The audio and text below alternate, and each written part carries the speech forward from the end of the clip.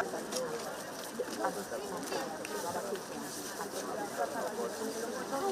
la veña que responde. Vale, temos máis.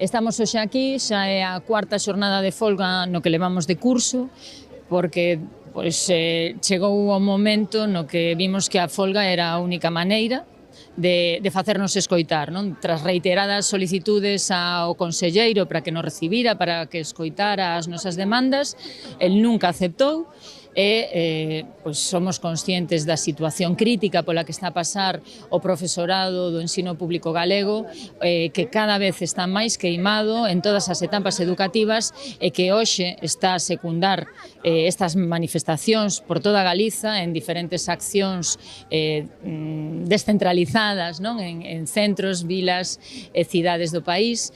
Mañá que nos congregaremos nunha manifestación multitudinaria diante do Parlamento de Galiza.